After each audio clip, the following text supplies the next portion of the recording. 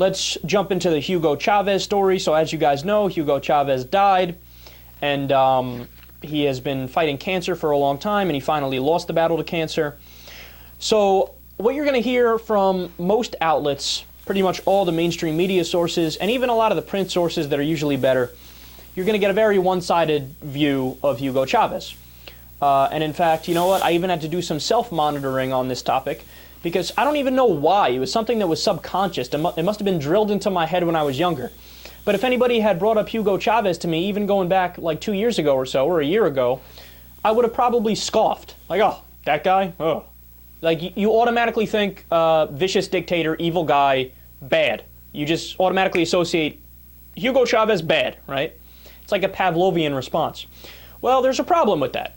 That's based largely on propaganda. Now, I'm not saying that Hugo Chavez is a great guy, and I'm not saying we should throw a fucking parade for him, and I'm not even saying he was a half-decent guy. What I'm saying is the picture is very nuanced, and what I'm going to do is give you guys all of the facts, and you can make up your mind for yourself as to what kind of a guy he was. So let's look into his history a little bit. Let's look at the pros and cons of his reign. So under him, there was, let's start with the bad. There was a boom in violent crime in Venezuela, just an absolute boom. The statistics went through the roof. So that's one thing against him. So that's not good. We all agree. He was also bad when it comes to civil liberties. He had a horrible track record on civil liberties, and Amnesty International said he did politically motivated arrests all the time. So he didn't abide by free speech or really believe in free speech at all. He kind of had that typical dictator approach of, oh, I believe in free speech unless you disagree with me, and then I'll throw you in prison. So that's absolutely true. There's no defending that. I'm not defending that. That's horrible and wrong. And when it comes to freedom of the press as well, although he codified it into law and said we have freedom of the press, in practice, it wasn't that great. He was very political in cracking down on stuff like speech. So again, these are all of the bad things here, and nobody should give him a pass on those things, and we should discuss them in the negative fashion that they deserve to be discussed in, because those are horrible things, right? But there's also a flip side to Hugo Chavez, so let's discuss that. Why did the United States of America hate him, right?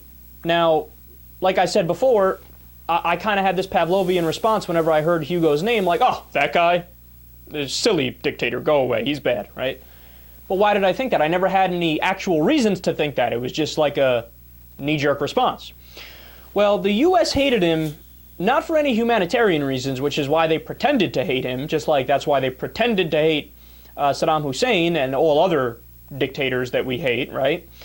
They actually hated him because he wasn't our ally, number one, and he stood for something that the United States of America has disagreed with historically for a very long time. Now, if they actually cared about his humanitarian reasons, right, if they disliked him for humanitarian reasons, that was their actual reasons, then we would also really hate Mexico, but we don't, because they have a worse human rights record than Venezuela does. And we would hate, like, Colombia, for example, but they're our ally. So he represented socialism, and he represented redistributionism, which is a fundamental critique of the U.S., which is much more capitalistic in nature, and he delivered some indisputably positive results with the way that he governed and the ideology that he put into place in Venezuela. He had an economic record that a legacy-obsessed American president could only dream of achieving.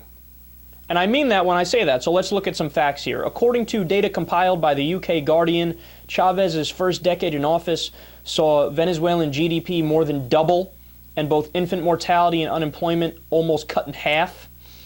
Then there is a remarkable graph from the World Bank that shows that under Chavez, poverty in Venezuela plummeted. The Guardian reports that its extreme poverty rate fell from 23.4% in 1999 to 8.5% just a decade later. That's a tremendous increase. A tremendous decrease in poverty rate. In all, that left the country with the third lowest poverty rate in Latin America. And additionally, as an economist points out, college enrollment has more than doubled. Millions of people have access to health care for the first time, and the number of people eligible for public pensions has quadrupled. So these are economic statistics and data that can't be ignored, and it shouldn't be poo-pooed because these are positive things, right? And I find it funny that Americans are very hard at holding two separate thoughts in their head at the same time and bringing nuance to a discussion. It's like Americans always feel like you're either completely good or completely bad. Well, no, most people have a mix of both. And it depends on what issue you're talking about. And then you have to dive into the details. The devil's always in the details. But we never do that in America. But that's what this show is about. We dive into the details and tell you the reality. So, David Sirota of Salon said it best. He said, quote, "When a country goes socialist and it craters, it is laughed off as a harmless and forgettable cautionary tale of the perils of command economics. When, by contrast, a country goes socialist and the economy does what Venezuela's did, it is not perceived to be a laughing matter, and it is not so easy to write off or to ignore it. It suddenly looks like a threat to the corporate capitalism, especially when said country has valuable oil resources that global powerhouses like the United States rely on." So, here, that's exactly right. And then also, last thing on this, and then we'll move forward. One thing that really I think is the nail in the coffin in terms of the Hugo Chavez discussion, and what I mean by that is that you just can't say in good faith, if you know the reality, that Hugo Chavez was all a bad guy. That's just not true. Is this fact right here. In the aftermath of the disasters of Hurricane Katrina and Rita, the cost of heating oil for American families increased due to decreases in available oil supplies. There was one company which answered the call for help by struggling families in a need of heat during the winter season of 2005 and beyond, all the way up till today. The person who answered that blessing and gave free oil was Hugo Chavez. Through the assistance program Citgo and partner PDVSA, which is the nationalized Venezuelan oil company, they have donated more than 227 million gallons of heating oil, costing more than $465 million to needy American families. The program serves 25 states, including Alaska, Oklahoma, Wisconsin, Indiana, North Dakota, South Dakota, Nebraska, Minnesota, and Oregon. And again, this is free, and this is Hugo Chavez giving it to poor families in the United States of America.